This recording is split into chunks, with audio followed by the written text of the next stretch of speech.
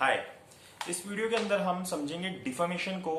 एक हमने डिफेमेशन समझा था आईपीसी के अंदर सेक्शन 499 से आगे कुछ सेक्शंस 500, 501, 502 के अंदर। तो वहां पे हमने देखा था कि डिफेमेशन किस तरीके से क्राइम होता है। अब हम यहाँ पे देखेंगे कि सिविल के अंदर मतलब टॉर्ट के अंदर डिफेमेशन किस तरीके से लाइबिलिटी अराइज करता है और कब हम बोलते हैं कि ये डिफेमेशन है। अब डिफेमेशन होने के लिए कुछ एलिमेंट्स का पूरा होना जरूरी है, तो वो एलिमेंट्स हम देखेंगे किन किन बातों को देखना है। उसके अलावा हम डिफेंस देखेंगे कि हम क्या क्या डिफेंसेस ले सकते हैं अपनी सिविल लायबिलिटी को हटाने के लिए डिफेमेशन के केस के अंदर। अब डिफेमेशन के अंदर हमें सबसे पहले क्या समझना है, रेप्यूटेशन वर्ड का मतलब समझना है कि रेप्यूटेशन क्या होती है।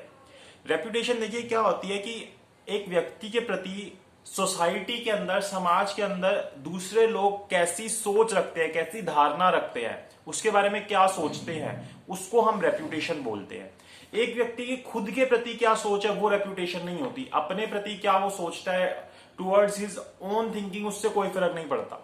लेकिन दूसरे क्या उसके बारे में सोचते हैं उसको हम रेप्यूटेशन बोलते हैं। और रेप्यूटेशन खराब कब होती है, मतलब हम डिफेमेशन कब बोलते हैं कि किसी व्यक्ति ने डिफेमेशन किया, कि जब कोई ऐसी स्टेटमेंट दी जाती है उस व्यक्ति के अगेंस्ट जिससे कि उसकी रेप्यूटेशन डाउन हो जाए और वो मिलाइस इन लॉ हो, तो हम बोलते हैं कि किसी व्यक्ति ने एक पर्टिकुलर व्यक्ति के अगेंस्ट डिफेमेशन किया है। अब डिफेमेशन जो है हमारे पास दो तरीके का होता है। अगर हम इसकी क्लासिफिकेशन देखें तो सिलेंडर और लिबल। सिलेंडर मतलब कि जो हमारे कानों से सुना गया, जो कि ट्रांजिस्टेंट फॉर्म के अंदर हो, मतलब जैसे कि जिसको हम कानों से सुने। वहीं जो लिबल होता है वो परमानेंट फॉर्म के अंदर होता है, जिसको हम आंखों से देखते हैं, जो रिटर्न के अंदर आ जाए, जो पब्लिश हो जाए, तो उसको हम लिबल बोलते हैं। तो जो कानों से सुना जाता है वो सिलेंडर होता है और जो आंखों से देखा जाता है वो लिबल होता है, जो परमानेंट फॉर्म के अंदर आ जाता है। इंग्लैंड के अंदर जो सिलेंडर होता है वो टॉर्ट के अंदर नहीं आता, वहीं जो लिबल होता है वो आता है। मतलब जो सिलेंडर होता है उसके अंदर आपको प्रूव करना पड़ता है कि आपके कोई डैमेजेस हुए हैं, तभी आपको वहां पे बोला जाता है कि डिफेमेशन हुई है, अदरवाइज नहीं बोला जाता। लेकिन लिबल जो होता है वो एक्शनेबल पर से होता है कि अगर आपका हुआ है तो आपको वहां पे उसके डैमेजेस मिलेंगे। आपको कोई डैमेज हुआ हो या ना हुआ हो कोई फर्क नहीं पड़ता। अब जैसे एक मूवी चल रही है, मूवी के अंदर अगर कोई स्पीच दी जाती है तो वो पड़ेगी तो हमारे कानों पे, लेकिन इसको एक केस के अंदर बोला गया कि ये किसके अंदर आएगी, लिबल के अंदर ही आएगी। इस केस का नाम था यूसुफपॉफ वर्सेस एमजीएम पिक्चर्स लिमिटेड, 1934 का केस है ये। और इंडिया के अंदर सिलेंडर और लिबल में कोई डिफरेंस नहीं होता। चाहे कोई व्यक्ति सिलेंडर करे चाहे कोई व्यक्ति लिबल करे, उसके लिए लायबिलिटी दोनों के लिए सेम ही है।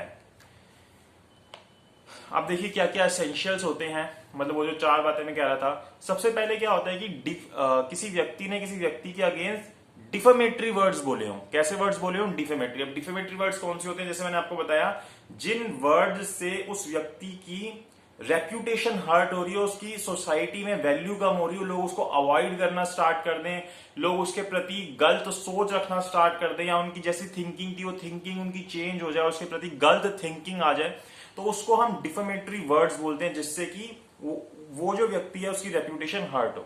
जैसे, लेकिन जैसे यहाँ पे कोई एब्यूसिव वर्ड या वल्गर लैंग्वेज इंक्लूड नहीं होती। लेकिन जैसे मैंने किसी को बोला या किसी ने किसी को बोला कि आप इस व्यक्ति की कैप्ट हो, तो यहाँ पे ये क्या है, वल्गर वर्ड नहीं है, ये आपने उसके लिए डिफेमेटरी स्टेटमेंट दे दी। वो उसकी रेप्यूटेशन को हर्ट करेगा ऐसी बात अगर आप किसी को बोलोगे तो। वही मान लीजिए किसी प्रिंसिपल ने अपने सर्वेंट को डांटा, तो वो फिर डिफेमेटरी स्टेटमेंट के अंदर नहीं आएगा। तो डिफेमेटरी वर्ड्स क्या होते हैं हमें पता चल गया। इसके अलावा इनएंडो होता है। इनएंडो मतलब कि जिसको आपने बोला तो एक मीनिंग के अंदर, लेकिन उसका मीनिंग कुछ और निकल रहा है। जैसे हम कई बार कुछ वर्ड्स बोलते हैं, अगर आप उसको देखो तो उनके दो मतलब निकल रहे होते हैं, और अगर आप उसको क्लैरिफाई नहीं करोगे तो ज्यादातर व्यक्ति उसका दूसरा वाला मीनिंग जो है इंटरप्रिटेट कर लेते हैं। जैसे कि अगर मैं किसी व्यक्ति के लिए बोलूं कि, जैसे कोई वुमेन है उसके लिए बोलूं कि आपने एक बच्चे को जन्म दिया। अब यहाँ पे वो जो थी, मान लीजिए कि वो अनमैरिड वुमेन थी, तो हो सकता है कि ये उसकी रेप्यूटेशन को हर्ट करे, तो वो डिफेमेशन कहलाएगा। अब यहाँ पे क्या है, इनएंडो है, इसके दो मतलब निकल रहे हैं। मैं क्या कहना चाह रहा हूं कि तू बिना शादी के ही आपने चाइल्ड को बर्थ दे दिया, तो यहाँ पे उसको रेप्यूटेशन को हर्ट हो रहा है। इनएंडो है मतलब ऐसी बात बोली गई जिसके दो मतलब निकल रहे हो। ऐसे ही मान लीजिए हमारे पास एक केस आता है, केस का नाम है Cassidy versus daily mirror newspaper limited. इसमें क्या होता है, मिस्टर कैसिडी और मिसेस कैसिडी मैरिज करके रहते हैं। वो जो मिस्टर कैसिडी होते हैं वो कभी कभी आके साथ रहते हैं मिसेस कैसिडी के। अब जो न्यूज़पेपर होता है वो क्या करता है, वो मिस्टर कैसिडी की फोटो किसी और लेडी के साथ पब्लिश कर देता है कि ये इससे अंगेज हो गई है। तो यहाँ पे मिसेस कैसिडी न्यूज़पेपर के ऊपर, जो न्यूज़पेपर पब्लिकेशन होती है उसके ऊपर केस कर देती है कि ये इस तरीके की बात बोलने चाह रहे हैं कि इसका मीनिंग ये निकल रहा है कि ये जो मेरे हस्बैंड है मेरे साथ गलत तरीके से कोहैबिट कर रहे हैं। तो यहाँ पे ये क्या है, इनिएंडो है। उसने न्यूज़पेपर में ये बात तो नहीं बोली कि वो गलत तरीके से रह रहे हैं, लेकिन उन्होंने बोला कि वो एंगेजमेंट करके किसी और के साथ रह रहे हैं। तो इसको हम इनिएंडो बोलते हैं। जिस बात को बोला गया उसके दो मीनिंग निकल रहे हो तो वो क्या कहलाता है, इनिएंडो कहलाता है। तो डिफेमेटरी वर्ड्स इस तरीके से भी हो सकते हैं जो बोले तो एक लैंग्वेज के अंदर जाए लेकिन उसका मीनिंग कुछ और निकल रहा हो। ठीक है। और यहाँ पे इंटेंशन जो होती है डिफेम करने की वो नेसेसरी नहीं होती। फिर दूसरी बात के ऊपर आए तो they must refer to plaintiff. अब ये जरूरी होता है कि वो जो वर्ड्स बोले गए हों वो प्लेंटिव को रेफर कर रहे हों। मतलब जिस व्यक्ति की रेप्यूटेशन हर्ट हुई है, जो कोर्ट के अंदर केस लेके आया है, उसी के लिए वो वर्ड्स बोले गए हों और किसी के लिए वो वर्ड्स ना बोले गए हों। तो उसको ये प्रूव करना पड़ता है कि ये वर्ड्स मेरे अगेंस्ट बोले गए थे, किसी और के अगेंस्ट नहीं बोले गए थे। अब जैसे deformation of class of person की वजह, जैसे आप पूरी के पूरे क्लास के अगेंस्ट, क्लास मतलब कि जैसे आपने बोला कि सभी लॉयर्स ऐसे होते हैं, सभी डॉक्टर्स ऐसे होते हैं, तो यहाँ पे आप अगर एक पूरे क्लास के अगेंस्ट कुछ बोला गया तो आप उसके अगेंस्ट स्यू नहीं कर सकते डिफॉर्मेशन के लिए, जब तक कि आप ये नहीं प्रूव करते कि पर्टिकुलरली इस व्यक्ति ने मेरे अगेंस्ट ये बात बोली थी। तो अगर पूरे क्लास के अगेंस्ट कोई बात बोली जाती है, ग्रुप ऑफ इंडिविजुअल्स के अगेंस्ट कोई बात बोली जाती है, तो वहां पे ये चीज एप्लीकेबल नहीं होती। लेकिन जैसे मान लीजिए पार्टनरशिप फर्म है, पार्टनरशिप फर्म जो होती है कोई लीगल एंटिटी नहीं है, वहां पे जो पार्टनर्स होते हैं वो पर्सनली लाइबल होते हैं। तो वहां पे अगर इस तरीके से आप किसी फर्म के अगेंस्ट कोई डिफेमेटरी स्टेटमेंट देते हो तो जो पार्टनर्स होते हैं वो इंडिविजुअली आके आपके ऊपर केस कर सकते हैं। और जरूरी नहीं है कि सारे पार्टनर्स आके केस करें, कोई एक पार्टनर भी लायबिलिटी जो है आपके ऊपर अराइज कर सकता है डिफेमेशन की। फिर तीसरी बात क्या आती है, the words must be published, कि वो जो वर्ड्स हैं वो पब्लिश होने चाहिए। मतलब कि कोई तीसरा व्यक्ति उसको पढ़े, जैसे न्यूज़पेपर में प्रिंट होने चाहिए, आपने किसी के सामने खड़े होके किसी मतलब दो व्यक्ति खड़े थे उनके सामने खड़े होके आपने ऐसी कोई बातें बोली, तो वहां पे वो वर्ड जो है वो पब्लिश होने चाहिए, चाहे किसी ने उसको कानों से सुना हो, चाहे किसी ने उसको आंखों से देखा हो, मतलब किसी तीसरे व्यक्ति तक वो पहुंची हो चीज। लेकिन जैसे हस्बैंड वाइफ के बीच में कोई बात हुई, मास्टर सर्वेंट के बीच में कोई बात हुई, तो वो चीजें जो होती है वो इंक्लूड नहीं होती। फिर आता है Millais in law in fact. यहां पे हमारे पास क्या जरूरी है कि मिलाइस इन लॉ होना चाहिए, मिलाइस इन फैक्ट से फर्क नहीं पड़ता। ये मैंने मीनिंग आपको पहले भी एक पर्टिकुलर वीडियो बनाई थी जहां पे मिलाइस इन लॉ और मिलाइस इन फैक्ट के बीच में डिफरेंस बताया था, उस वीडियो को आप देख सकते हैं।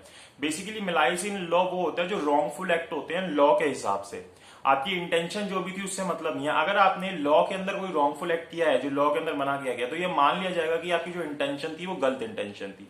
और वहीं मिलाइस इन फैक्ट होता है कि आपकी विल जो थी इल विल थी, लेकिन आपका जो काम था वो जो भी था उससे फर्क नहीं पड़ता।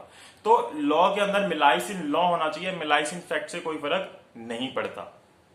मतलब आपने रॉन्गफुल एक्ट किया, चाहे आपके पीछे उसकी इंटेंशन जो भी थी, मान लिया जाएगा कि आपकी इंटेंशन गलत थी, तो मिलाइस इन लॉ होना जरूरी है। अब रिपीटिशन ऑफ डिफेमेटरी मैटर्स,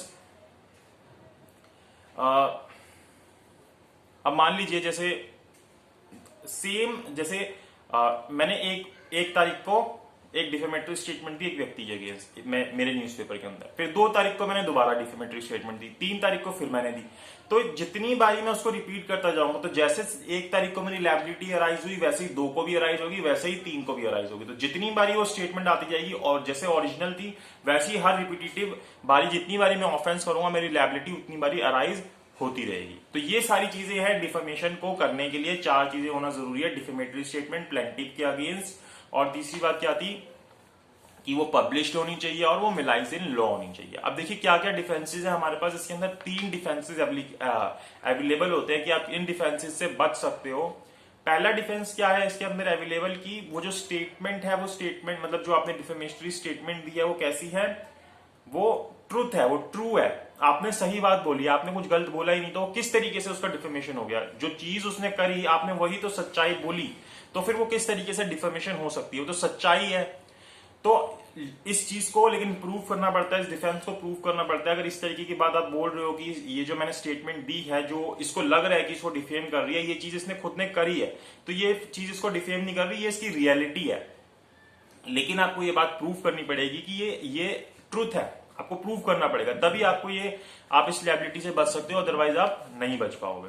फिर आते हैं हमारे पास फेयर कमेंट। आपने उसके ऊपर कोई फेयर कमेंट किया हो, आपने कोई स्टेटमेंट ऑफ फैक्ट ना बोला हो। फेयर कमेंट मतलब कि जैसे मान लीजिए ए ने कोई बुक लिखी, अब मैं उस बुक को पढ़ के ये बोलूं कि ये जो बुक है ये बुक अच्छी नहीं है, इसलिए ए जो है वीक व्यक्ति है, तो ये क्या एक फेयर कमेंट है, मैंने उसकी बुक के बेसिस पे उसको अप्रिशिएट किया। वही मैं ऐसी बात बोलूं कि ए जो है एक वीक व्यक्ति है, इसकी बुक तो जो है वो बेकार ही होगी, तो ये क्या एक स्टेटमेंट ऑफ फैक्ट बोला मैंने, ए के बेसिस पे उसकी बुक को जज किया, तो यहां पे क्या बन जाएगा, फेयर कमेंट नहीं कहलाएगा और मेरे ऊपर डिफेमेशन आ जाएगा। तो मैं ये फिर ग्राउंड नहीं ले पाऊंगा कि मैंने फेयर कमेंट किया है, क्योंकि ये मैंने एक स्टेटमेंट ऑफ फैक्ट बोला जो कि उसको डिफेम कर रहा है।